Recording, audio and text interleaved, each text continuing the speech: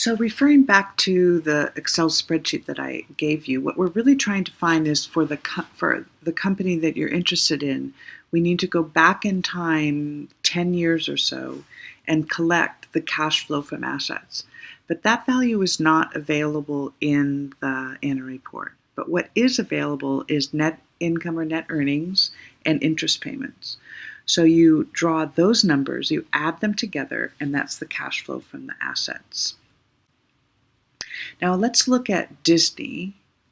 So this is Disney's income statement, and I have net income and I have interest, and I add that together to get the cash flow from assets. But I also look back in the annual report, and there's some detail associated with that $117 of interest.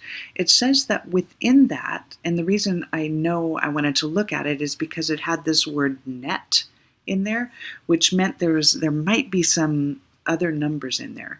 And there's $148 million of interest income, and we don't want that. All we want is the interest expense. So I revised this and took the 8382 plus the 265, which is just the interest expense number. Now I have the 2015 cash flow from assets.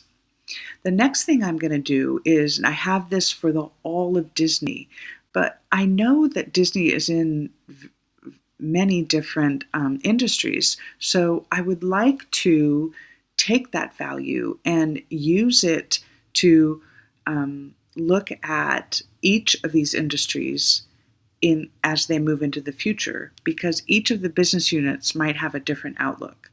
So what I'm going to do is, I found this in the annual report, which breaks up both revenue and operating income by segment.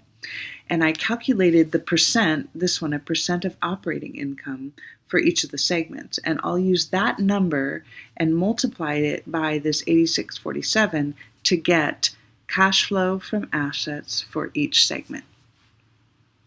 Hope that helps.